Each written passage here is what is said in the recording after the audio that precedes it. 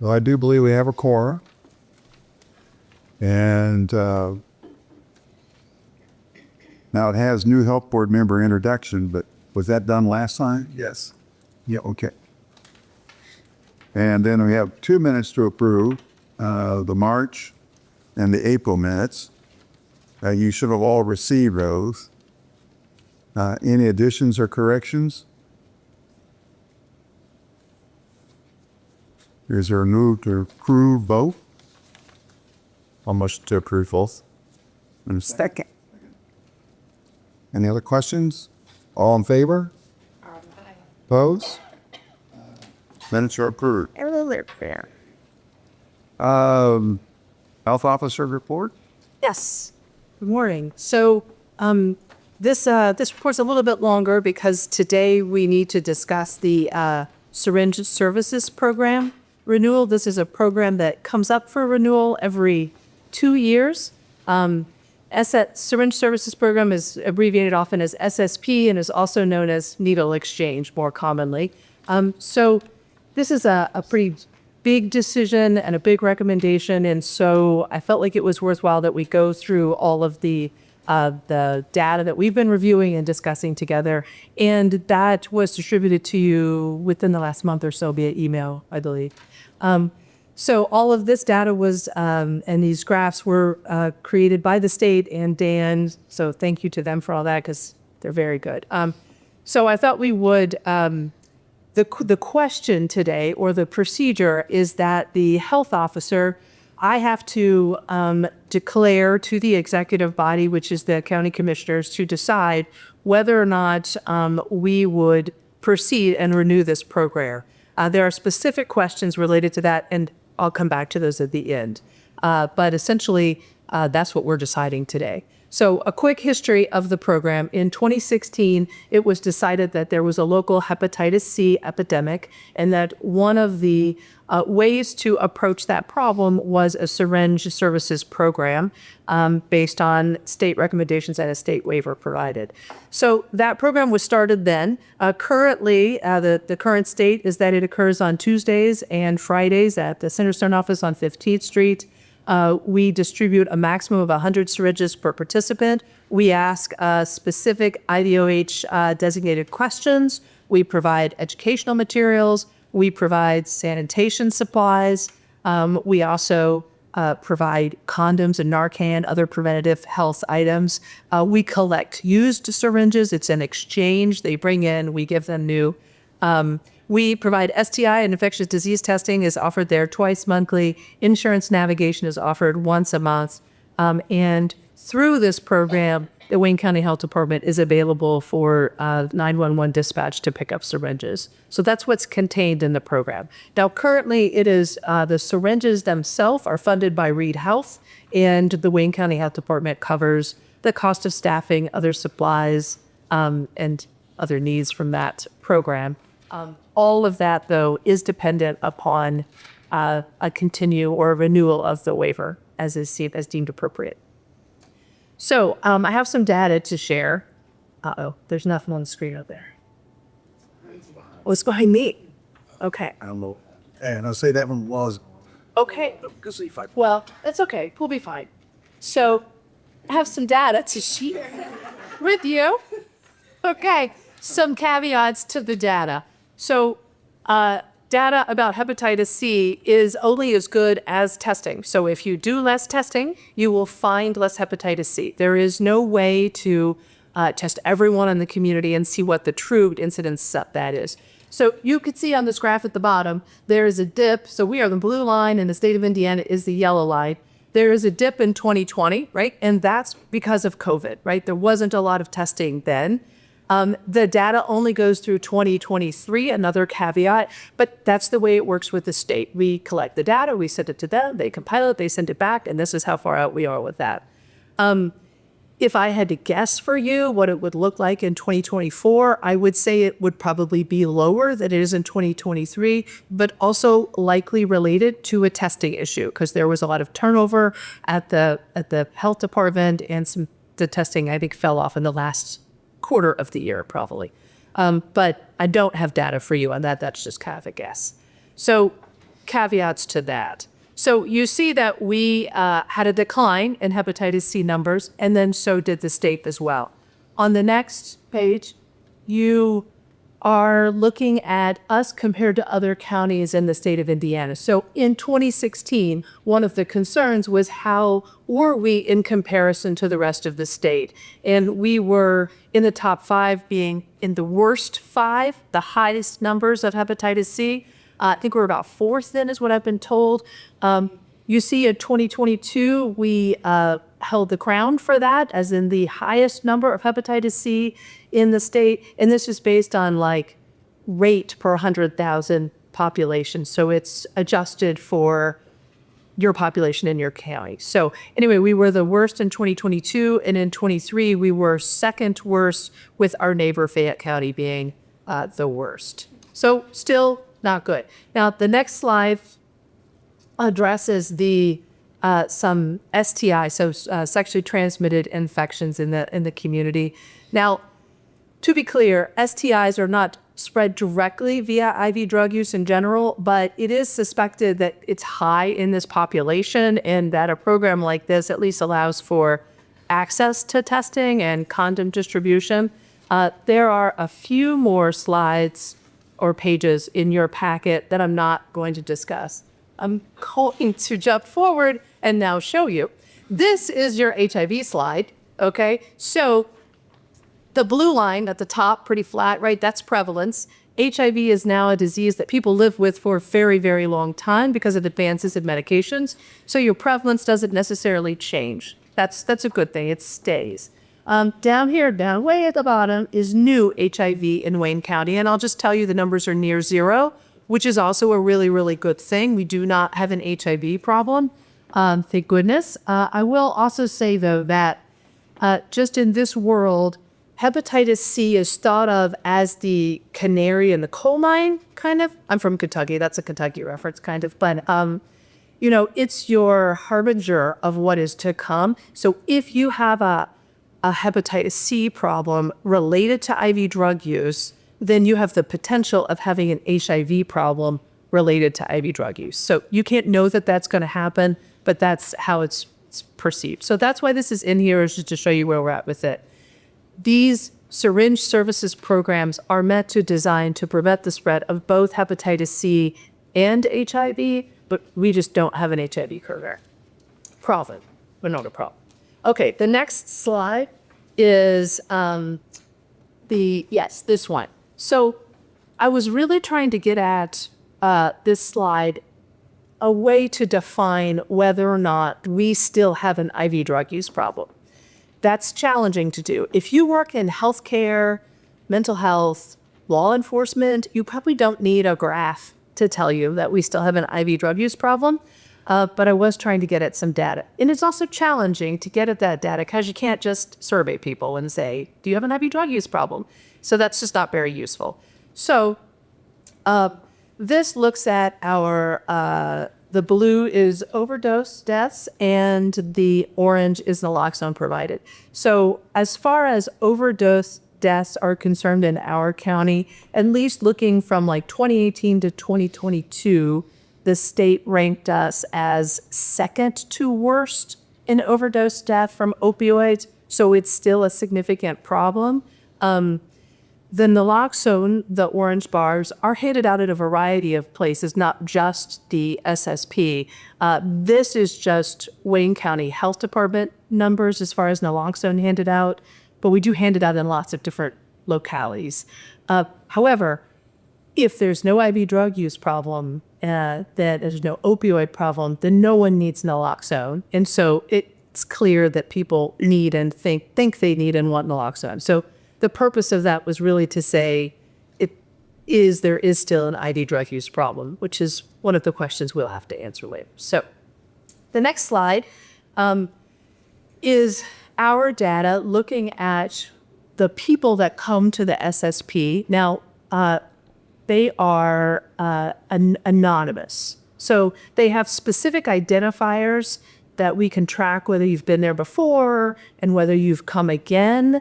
but you can't use those specific identifiers to then identify them in the community, if that makes sense. It's their anonymous identifier. Is that an oxymoron? But that's it's a special code. So the point in this was just to really say whether or not we're just taking care of the same people over and over again. So still in 2024, we are still accessing new users in this program. And the reason why that's important to me, at least, is because the CDC says that when a IV drug user enters this program, at the time when a new person enters, they have a 3 times increased likelihood of seeking treatment and recovery. So I think that's important. And it does seem like we're still accessing new individuals, though it does seem like that trend is going down. Okay, on the next slide, one of the community concerns about this program would be needle trash, right? Are we creating more needle trash in the community and therefore more risk to other members of the community that are not using these needles? And I mean, that risk is going to exist kind of either way to some extent, but I don't believe that we are creating that. So this is the blue bar is the syringes distributed, and the orange bar are the syringes returned. Now, a caveat to that returned number, this is an estimate. So what happens, and I've been there to watch this process, the person brings in the needles in a collection device that we've provided to them most of the time. Sometimes they bring them in a bag or a backpack or the pockets, but no one is reaching their hands into those boxes to count. Now, they're somewhat vaguely transparent, so you could they kind of shake them and you can kind of look at it and kind of estimate how many needles are in there. The idea is that you bring in a certain number and you get a certain number. But to some extent, that's an estimate, so I want to be transparent about that. The next slide is about 911 calls for syringe pickup. This is one of the services that the Wayne County Health Department provides as part of providing the SSP. And it's, if someone calls and said there need to be needles picked up, weekdays, right? We pick those up. And those calls are on the decline there, but we do a fair number of them. Just a few other things I want to share with you. The state's been very helpful at providing information and education to me about this process and the options and the risks and all of that. And so just one thing I wanted to share with you that they provided. They provided an article from AIDS Journal, and basically it was a modeling study that looks at what happens if you close one of these programs. This was the impact of a syringe services program closure on the risk and rebound of HIV outbreaks among IV drug users. So the modeling study was about HIV, not hepatitis C. That's different than what we're dealing with. But keep in mind that hepatitis C is vastly more transmissible than HIV. It is a lot easier to get hepatitis C from a needle than HIV. So they reported a modeling study. This was a rural American setting with a previous HIV outbreak among IV drug users, closing an existing SSP, and that resulted in their modeling study a 2.6-fold increase in new infections over 5 years in IV drug users. So, back to the initial questions there.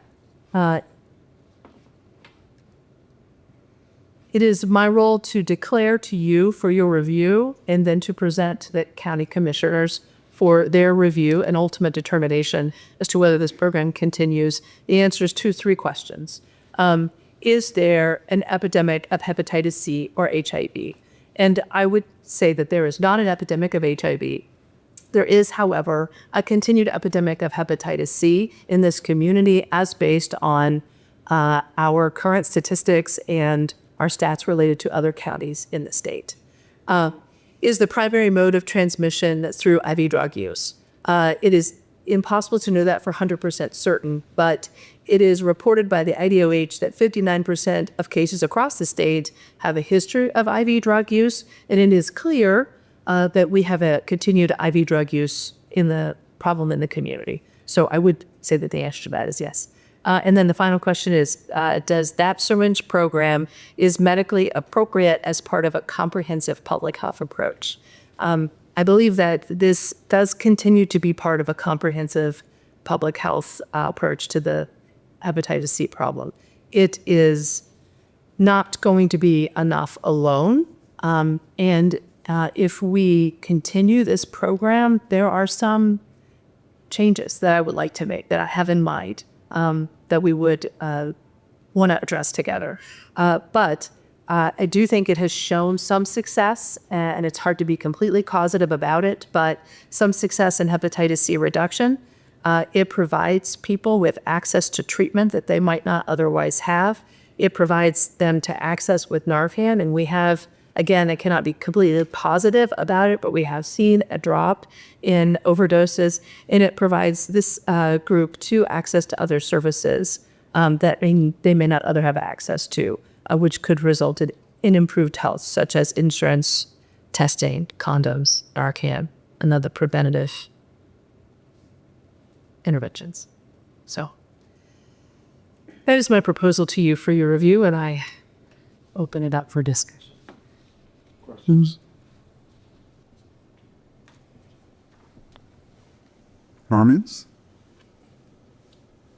Dr. Bales, I was wondering, are you seeing any fentanyl, you hear a lot about on the television, fentanyl tablets or oral use drugs that lead to that are appropriate for reversal with Narcan?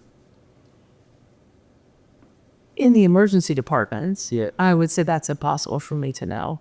You know, so many things are laced with fentanyl that I know that we are seeing some fentanyl-related overdoses. Like, I just feel like I know that, but there's no data from my ER perspective to support that.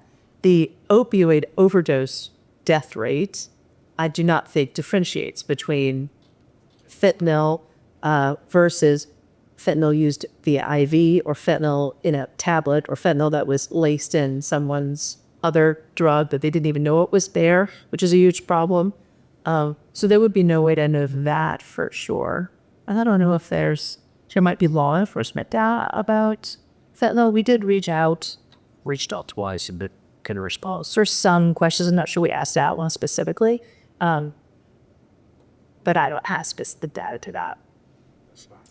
I just know that a fair amount of opioid overdoses are not necessarily IV drug use, that it is pills.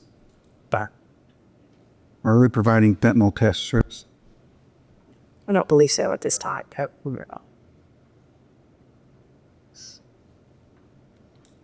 Is that something that could? They are available at 15th Street, though. Bart? There's a nalox box at 15th Street, and there's xylazine test strips and fentanyl test strips in the nalox box there.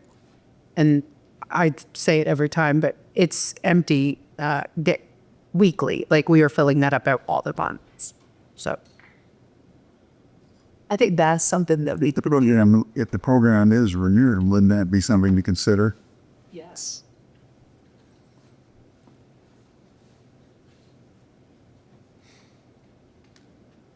I do. That potentially could be something we'll look into for Algebra. Our naloxone boxes don't have that. no, actually, that was something that was just addressed by the state. A lolly part of program. So, Sir. Now, I do know when you look at the literature that that these SEP programs are considered an integral part of the programs to reduce harm reduction programs when it comes to drug use. I think that's pretty universal in medical literature,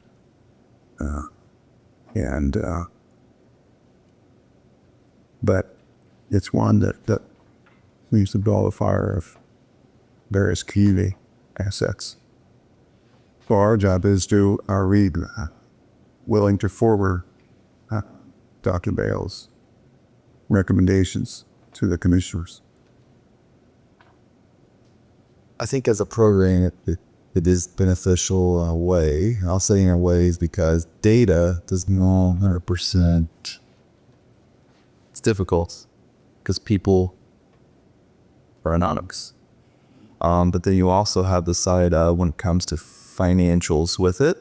So we have a lot of cuts coming from Health First, from a number of ways from the state and everywhere in between from county government. So from that perspective, where would we fund it on our side? You know, my understanding of the statute is that the first thing is to declare that we have an emergency, continued emergency in hepatitis C. So that's the first step. Does the board, you willing to make a motion that they feel that we do have hepatitis C emergency? I will make a motion. There a second? Second. Okay. Further discussion? All in favor of the motion? Opposed? Okay, so we'll recommend to the commissioners that the board and the health officer feel that we still have hepatitis C emergency.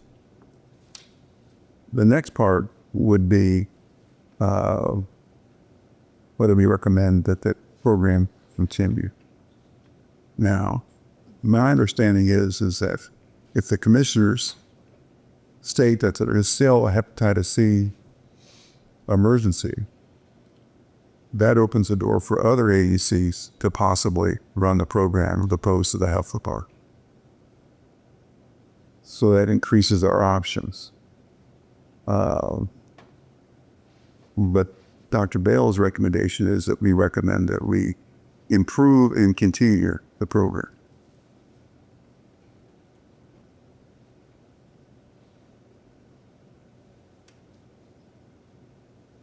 So your thoughts on that?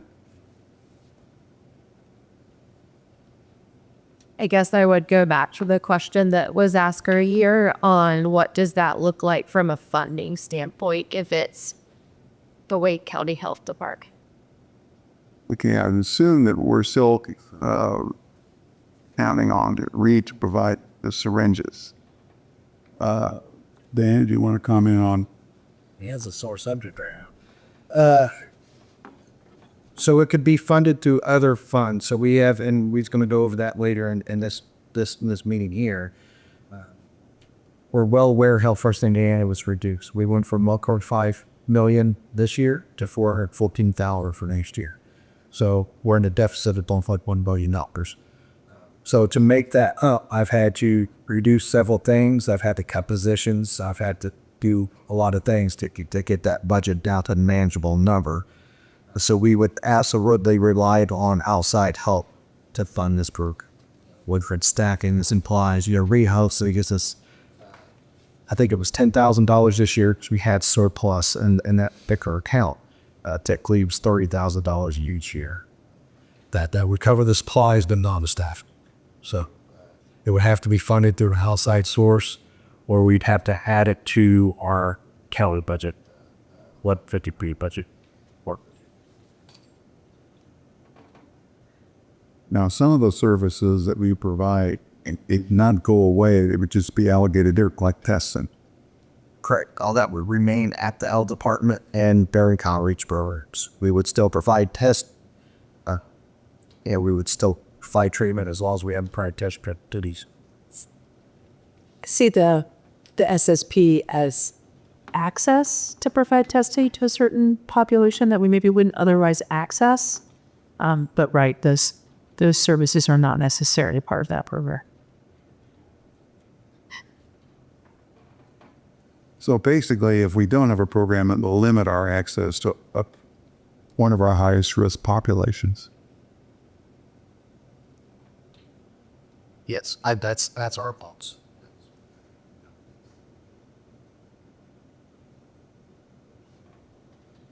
Other questions?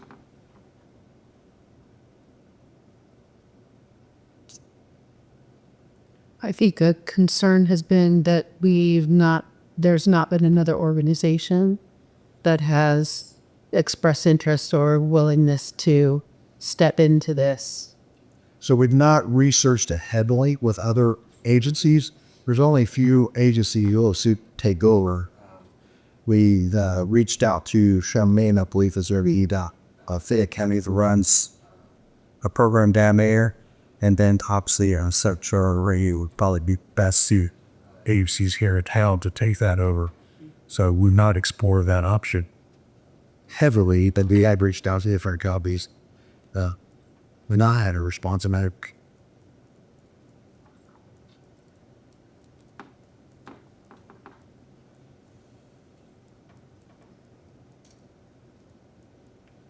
Other thoughts?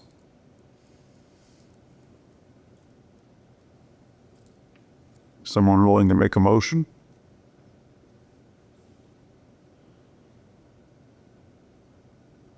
Motion to continue the SSP at the Wake County Health Department. Is that what yours?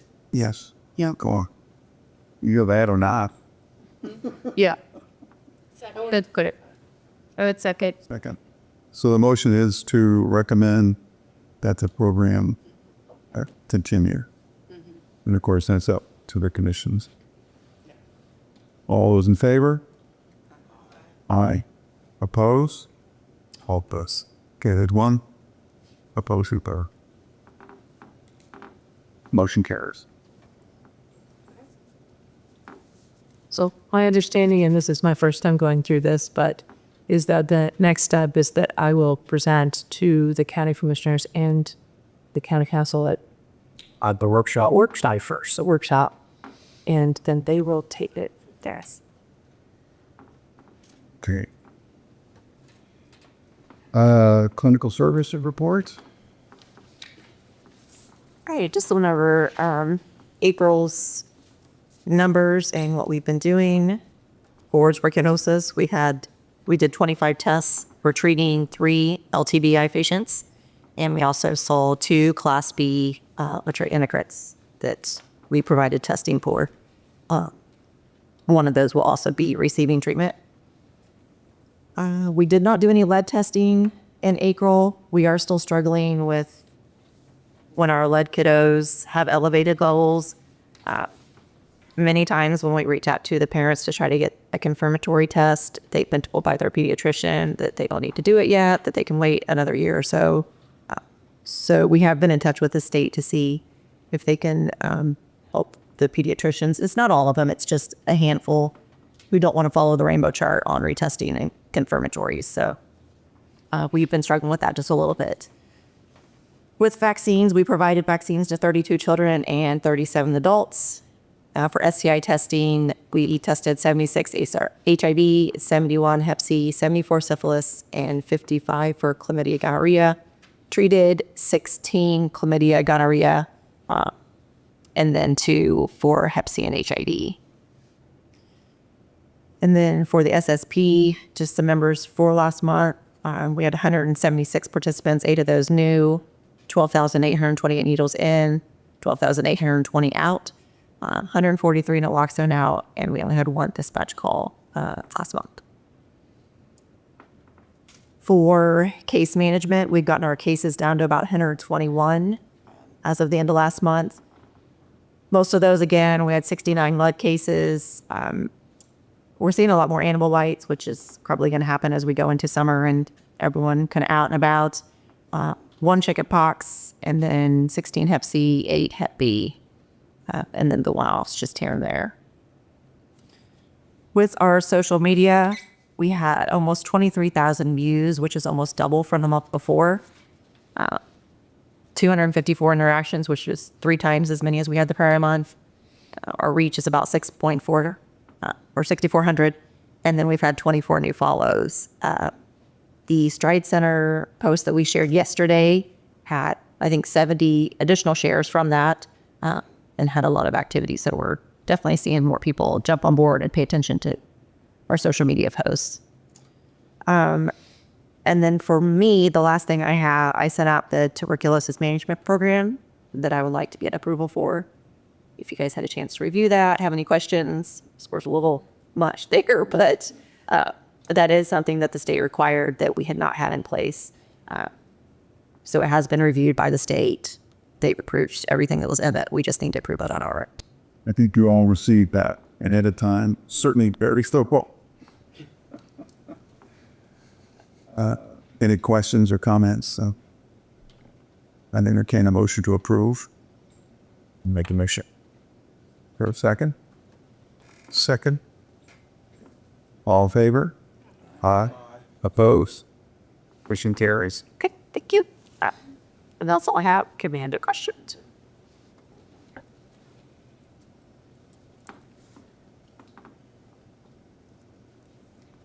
Okay. Are you doing the environmental before? Yeah, Chad's a training today, so I'll take care of his information. He doesn't have much.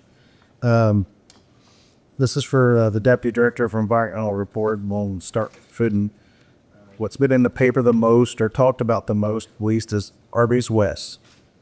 It was cleared during the last inspection and has met all sanitation requirements. The new food code has been accepted and put into place effective April 16, so they backtracked it a little bit. With that said, we're going to have to change all of our forms. So we do approximately a couple thousand inspections a year between brick and mortar and temporaries and fairs and all that stuff. So we're exploring a digital option if we can get it cheap enough, because the new inspection forms are 3 pages long instead of 2 pages. So I have to do carbon copies, and so the establishment gets a copy, we get a copy. So there will be 3 separate forms per inspection. So if we times that by every year, we're on the 6,000 forms, so we're exploring digital options. State is still not approved a final inspection form yet, so as soon as they do, we will start implementing those, and those follow the FDA food code. Pools and spas. Luke Remsnyder, he is our emergency preparedness coordinator, helps with local housing, is our lead risk assessor, and is the animal biker for kind of a jack of all trades. He is now certified for full inspections and certified pool operators. So when Jason Howard is unable to inspect those public swimming pools, can step in. So that is our goal, to get everybody cross-training to everything, so we don't have any gaps. Septics, we talked about past couple meetings at Greymount. Plain septic system that had been in failure.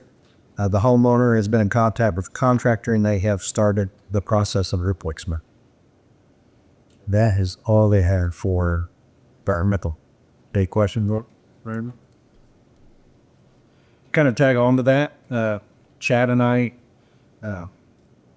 Add this to the website, so you can get on here and see the last every establishment that we have in Lake County. I got a mouse on. What I want to do is my hand.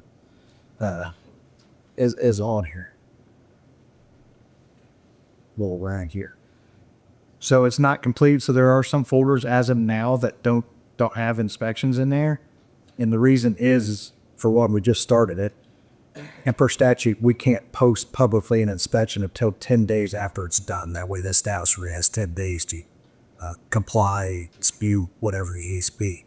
So the 10th of every month, we will go in and put in, for instance, he should have put in Hagel's inspections already, because we're past the 10th for May. So this gives access to the public now, or they can research any restaurant that they want to research. And this is from, like I said, brick and mortars to gas stations to Shoemaker Meat Farms, which is just a little ship that sells meat. This does not negate. We will still send all the inspections to the media that request them, so they can post them in their platform. This is just merely so the public can get on here and check. And this is our website. I know we talk about it a lot. This is furnished by the state. They provide the platform, so it's waynecountyhealth.in.gov. We're used to co.wayne.in.us/health. So it's a lot easier to navigate to. I have access to the back end, so I get on here and I make all the updates and things like that. So if you ever see anything on there that's not right, please let me know. We still need some, there's a box of girls right here. so years. Well, obviously, pictures are a little old. My beard's a little longer than what it is now, but we still have some bios and stuff that needs to get updated. So I do have everyone's bio on here that has given it to me. I don't have yours. If you want to shoot me one sometime in a picture, and then we'll get that updated too. But it links you to job openings with the county. I mean, it gives you anything you want. All the information is up to date. So if you ever get on there and see anything that you don't like or want to change, please let me know. All right, Health First Indiana. We kind of covered that just a touch there in the last discussion as far as the budget cut goes. Like you said, we went from 1.5 down to 414,000. HFLI Advisory Board met, discussed chronic disease and trauma and injury prevention on the last Friday of April. That committee is probably in limbo right now on whether it's going to continue as it is originally structured for HFI. It will probably continue for the opioid money, but we have to have that discussion. Partnerships as of now, we have MOUs in place with Union County that we discussed in the past couple meetings. They are in effect, but they've not been used because the nurse is off down there right now. So as soon as she returns, then we'll start doing web inspections and the testing and stuff for Union County. Partnerships are going well with all partners that we have contracts with. The big part here now is the financial report. Everyone should have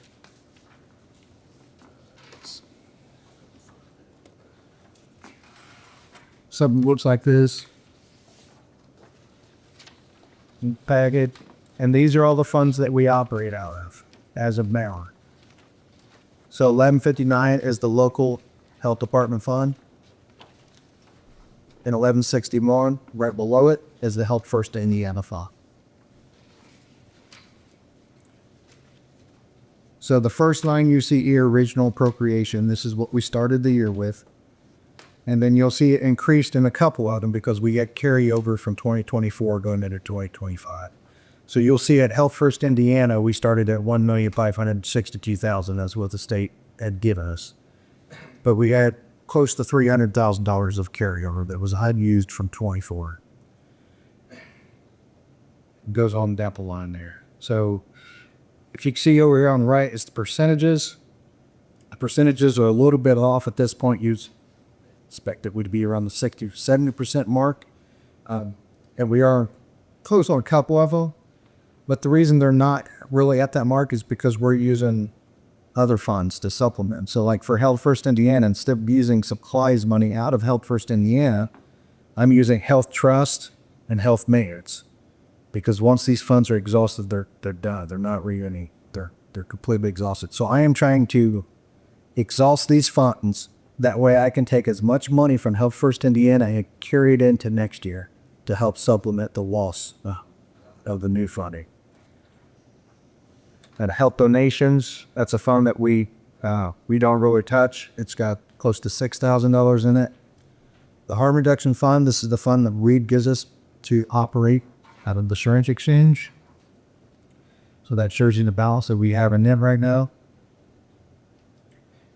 340B is the hepatitis C HIV treatment program. And then COAG is the school grant that we completed a few years back that we have Mandy Mellis on. So my plan next year is we really don't have the money in Health First Indiana more to continue the partnerships that we currently have. We have 7 partnerships right now. We have, I'd have to look, but essentially we're going to have about $300,000 that will not, that's unaccounted right now. So once we pay out all of our contracts, we'll have about $300,000 left over. And I need that $300,000 to operate the budget next year. So what we do have for next year, if we want to continue maybe 1 partnership or maybe 2 partnerships, they would have to be smaller than what they are this year, is we have the COAD grant and we have code reimbursement. So between those two, I don't know. I think we're going to have $134,000 maybe left over at COAG. And then we should have about the same, about 99,000, 95,000, but I'm not be seeing that. So we'd have around $175 to $200,000 to create a partnership or continue a partnership. And the reason I want to do that is because neither one of these funds are regulated by the new rules to Health First Day. So we would not have to check IDs, and we would not have to eliminate Smoky Tomato Association if we use these 10 funds. So Just makes things a little bit easier that way. Are there any questions on the overall funds? So the next two you have is the actual funds themselves. So the first one is 1159, which is called a county budget, I guess. Count fund. So this is next year's proposed budget. This is what I have a projected budget. This is what I had to have submitted to the auditing. So this is what I'd submit. This is nothing but salaries in this fund. There are no office supplies, there's no fuel, there's no nothing. It's just straight salaries for all the statutory positions. All these positions have to exist whether we have grants or HFI or whatever the case be. So what I've done is I've eliminated the public health nurse position, and we moved that to contractual. We did have few months or so ago between the health board, the county commissioners, and council all approved that swap. So that's why you see that removed from the personnel line, and it's moved down here to the contractual. So what is confusing is down here at the bottom line. This year here is $860,000, and I'm asking for $895 next year. It's technically not an increase because these salaries up top, county council commissioners paid the fringe benefits for those. They're just not listed this year. So by eliminating the public health nurse position, you eliminate the fringe benefits for that. So the fringe benefits for the public health nurse position at that $55,000 salary range up here comes out to about $91,000, $92,000. That's for health insurance, FLAGA, so forth, so on. I can pay that nurse $31 an hour, which is a $4 an hour increase in virgins, plus 35%, and have her add $2,000 a year my accounting tax or pay for as a full-time person. So it looks like I'm asking for more, but I'm really not. Is there any questions on that? I know it's come.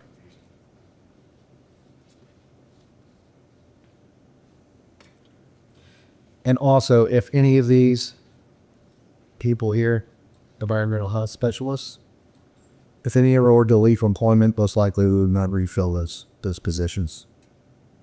Position. Default. Another way to serve.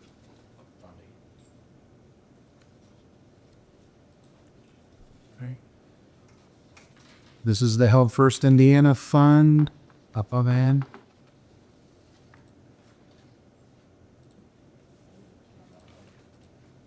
Here. So we're not going to go over this line by line because almost every line's had a change. Yeah. So we've had to remove a part-time position and 2 full-time positions from this fund to make up work. So we had to remove 2 medical assistants and a part-time clerk in order to get the dollar amount down to make it work. Which in turn changed the fringe benefits to Social Security, retirement, and group health insurance.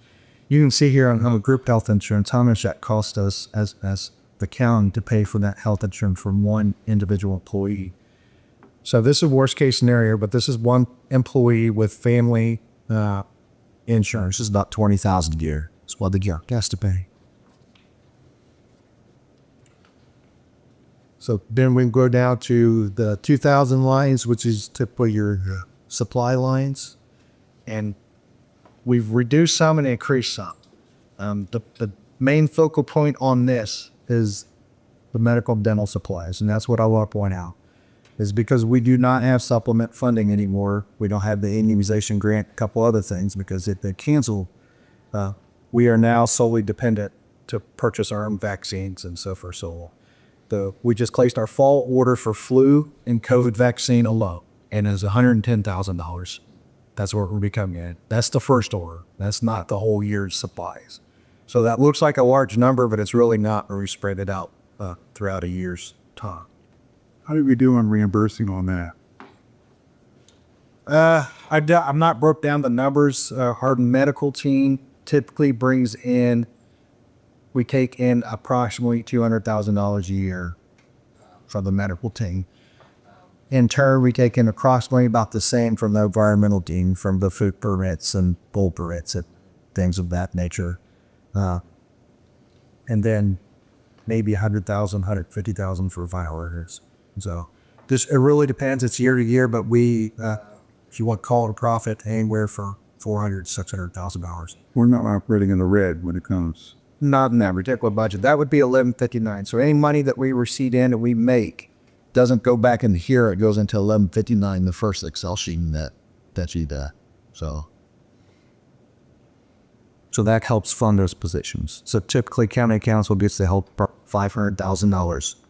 And then we use whatever we make is how we make the rest of the salaries. So this year particularly, we $360,000 that we have to make to be payroll. But if you continue on here, if you look down, now keep in mind these are projected, proposed, or whatever. These are not final budgets, but we had to turn in something. So if you have any questions on any of these, feel free to reach out to me. When I send emails out to you guys, it's for the purpose for you to review and send me questions. I'm more than happy to answer any questions, anything I said now. But you can see here I'm under the JCOM. That's what was in this year's budget, the dollar amount that we have, and then 26% that proposed is what we're asking for. So you can see the dollar differences between you two. So with that said too, down here on the contractual line, this line right here, $702,000 is what we had in this year, and that's ones for our 7 contracts. I have $200,000 in that for next year, and that is to help pay for some of the carryover for this year's contract, and maybe to continue a smaller contract or anything else that we get involved in the contract, or it seems like always be a bonus. But every other line we reduced. If it could be reduced, we reduced it.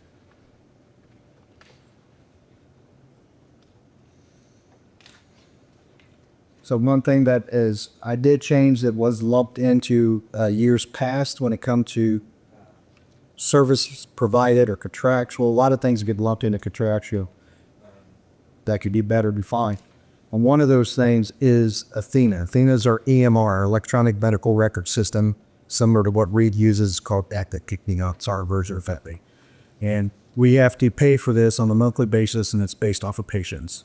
So it ranges anywhere from $1,000 to $3,000 or about, just depending on how many people we see. During our busy school time season, it goes up. Obviously, winter time, it could now just a touch. So I've dedicated lines solely to Athena, because that's what we have to have. We have to have that to bill insurance, and we have to have it to make money, essentially. We took out all capital expenses, so no purchases of any major equipment or any vehicles. We zeroed all those out. So which brings me to $809,000. Like I said, we're only getting $414. So that's the reason I am using the other funds that I talked about now to buy office supplies and all that stuff. So I'm hoping I carry enough money from this year over into next year to supplement that other $400,000.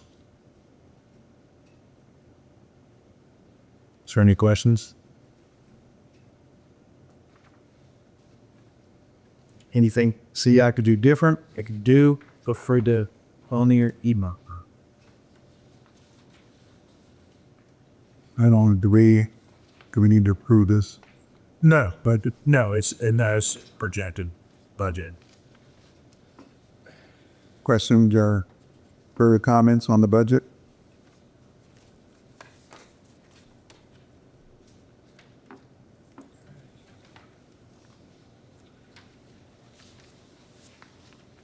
Your staffing update? Yeah, I got one more. On the 340B program, the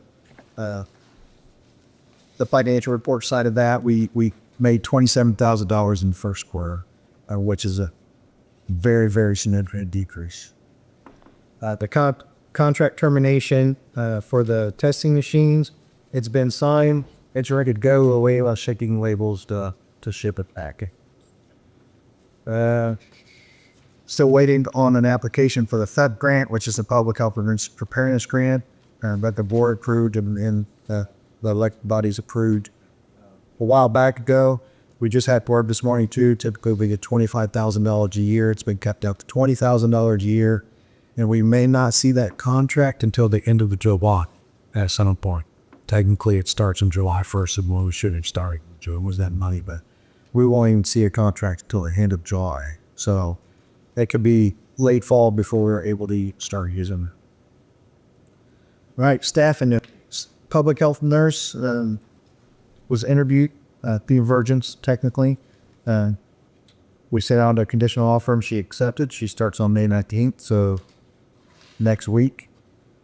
She was at a management position where she was previously employed, and she had to give a 30-day notice. So that's the reason for the delay from interview to hire day. Name is Michelle Conti Moore. With that said, we get one, we lose one. Nurse practitioner, Posha Slusher, has resigned her position and it will be effective tomorrow. She did give a 2-week notice. I believe I sent out an email there and wanted to let everyone know. So with that said, the DOT's physicals, sports physicals, Hep C and HIV treatments will be paused again. We will still do testing, and if someone is positive, we'll do a confirmatory. And if they're positive on the confirmatory, we'll have to refer out for treatment. And at this point, until we get another repetition higher. So that is a discussion that we have to have on the 340B program. I believe it would be better suited, especially with the profit. We are running the program the way it's supposed to be ran. So we're not making as much money as us being randomized. It's sad to say, but it's the truth. So we need to reduce, in my opinion, the hours that the nurse practitioner and physician assistant has and to help her. They can reduce that to 8 to 12 hours a week. We do all the testing throughout the week, and we dedicate 2 days, 4 hours of time for practitioner just to come in and see patients. Or really, there's no dead time. They're doing nothing to seeing patients and prescribing medication at that point. Beth, how many calls would you think we get in a month?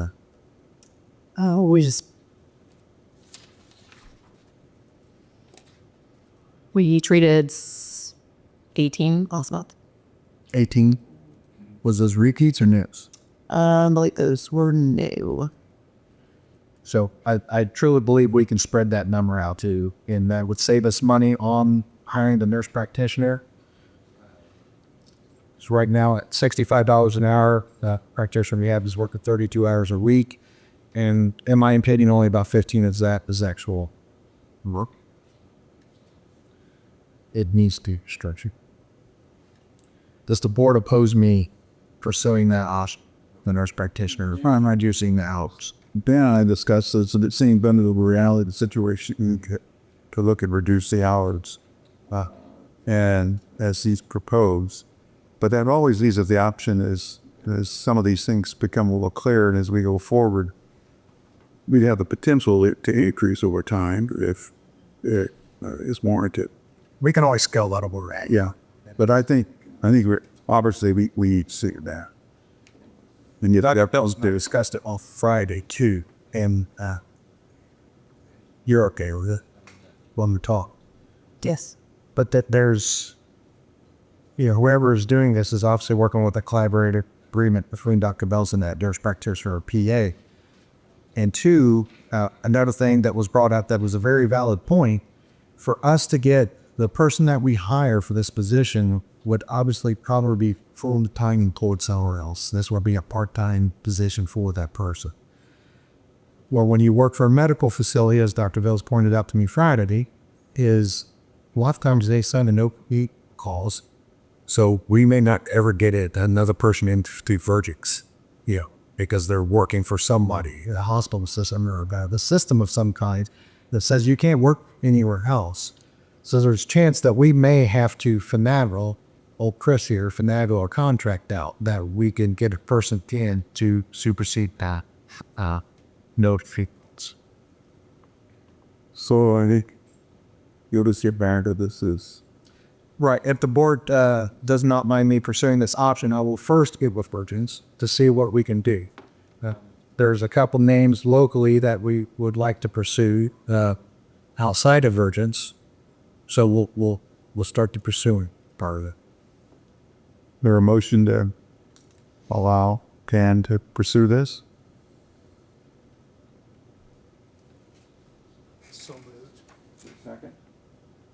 Second. Further questions? All in favor? Aye. Okay.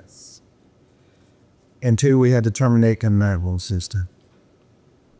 Two, and that was one of the positions I've been eventually been one of the needs in the first end year reduction.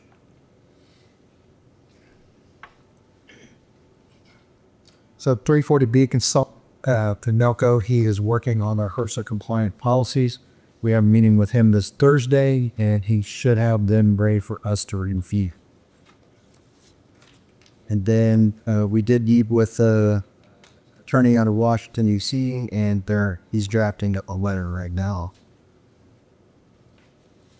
I believe, cross my fingers, we are completely credentialed, so the billing process should be a lot smoother with all the payers.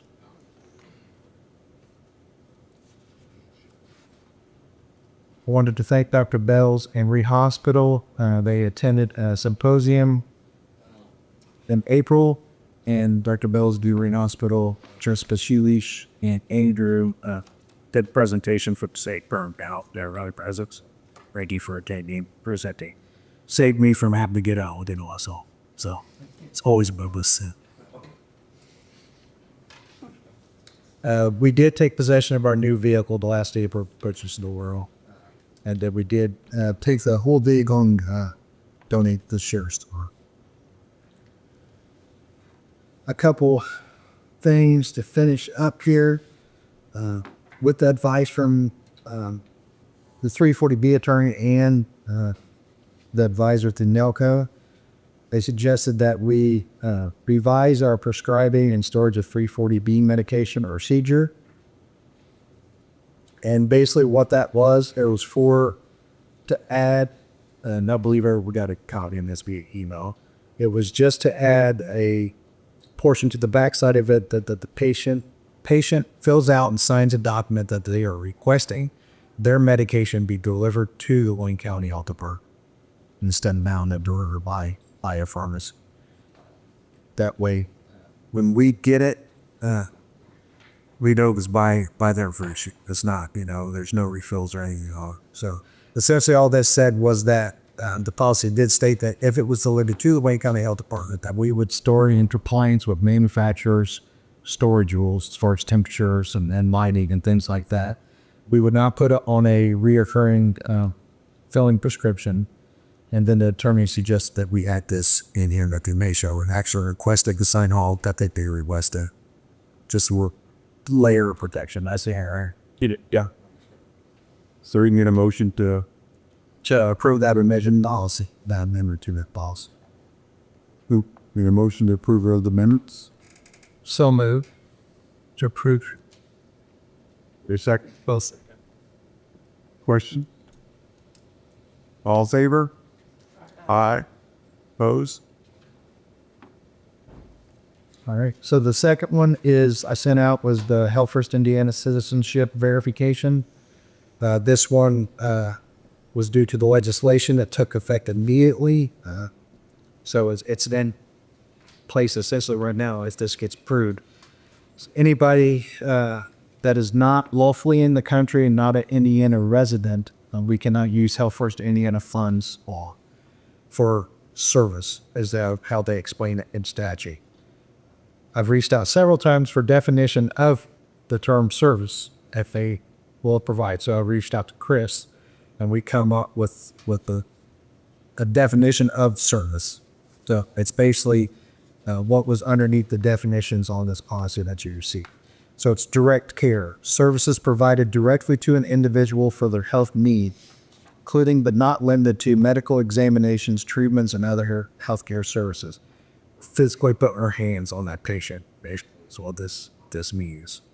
The other one is item procurement. Are we buying anything intangible and giving it to that person? Considering that service. If we're sitting in a room like this and we're providing education and we're handing out flyers and things like that, that is not a service. So, Legal Indiana residency. They must establish presence within the state of Indiana and lawful presence in the United States. So, to do that, if a person shows a legal Indiana identification card or driver's license, that means they are lawfully in the country as well. If you've not obtained Indiana driver's license or ID card, must are lawfully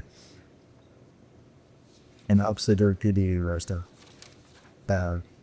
So if they do that, that covers everything. If they show us a passport or something else other than an Indiana ID, that passport would show that they're lawful in the country. But we would still at that point have to show residency. So we'd have to ask them for some more identification documents to show residency. No different than when you go to the licensed units. Are there any questions on that? I think you all received that email. Bob said policy review.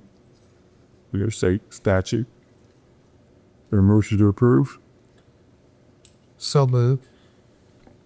Second?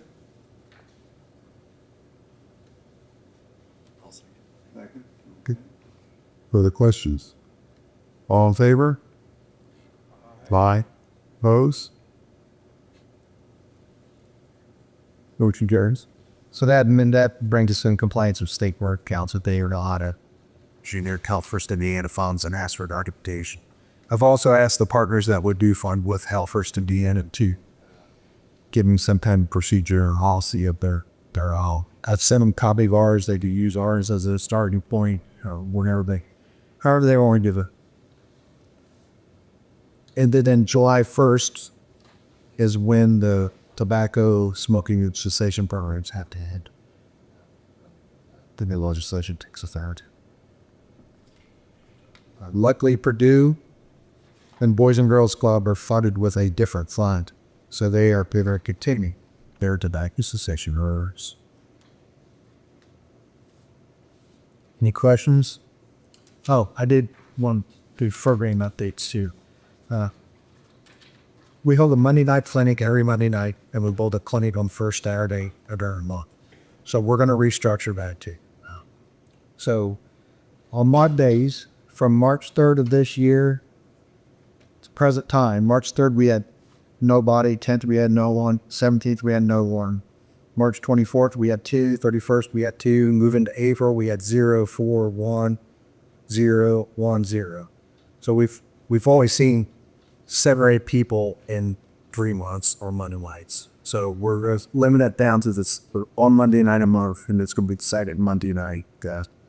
Beeper for 4:37.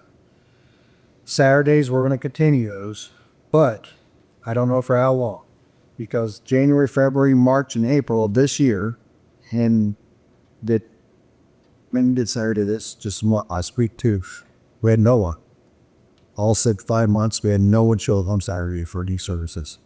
So it's not being utilized, and they're paying 2 staff members to keep in the building for no services provided. That may seem like we need to reevaluate that, particularly given the pandemic.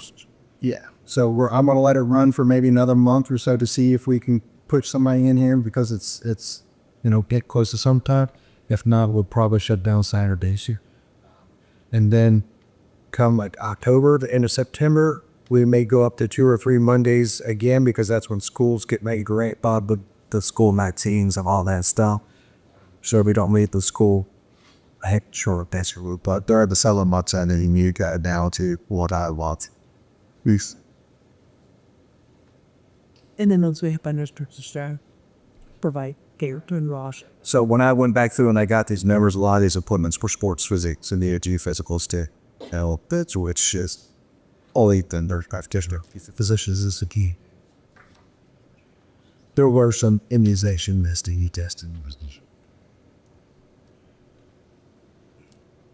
If there's no questions, that's all I have. One other item, Dan, I received a letter of resignation from Jack Butler. He's moving out of the county to be closer to Grand River. So his last meeting will be, his next meeting will be the June meeting, will be the last meeting he'll does. And then that will leave a vacancy on the board, and I believe this term expired actually at the end of this year. All right, so it would be a very short, I don't know if you're gonna just say that's so short you do the whole 3 years, I don't know. Not probably 3.5 years. Yeah. Good, so anyway, so we need to think again about possible recommendations for a member of the board. Dr. Belsman, I did read somebody up that symposium from Howell County. Is he the health officer or he's retiring and moving to Senator. So I did throw out there, he doesn't want to be health officer. I said we have one of those, but I did say, hey, keep in mind to get out for too. So But he's not moving to Centerville till 2026. Right, next year. Right. Anyway, so any suggestions you might have, or you think might be good? Are there any kind of requirements for Jeff's position? He was a hospital administrator. He was in that role, but he was a retired administrator of the state hospital. So he was in my hospital. So he was not a public member, but I hadn't looked at that to see how they want me to look at that. I can break down the statute and highlight essentially what qualifications would meet this open position and make the senator one. He was Republican members, correct? It may be the word that opens it up to work could be anybody. I am again with the numbers, just we can't be more than 4 of any one political persuasion. My understanding.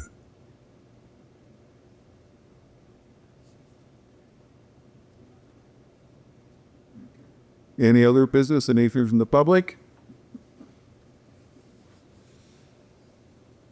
Okay.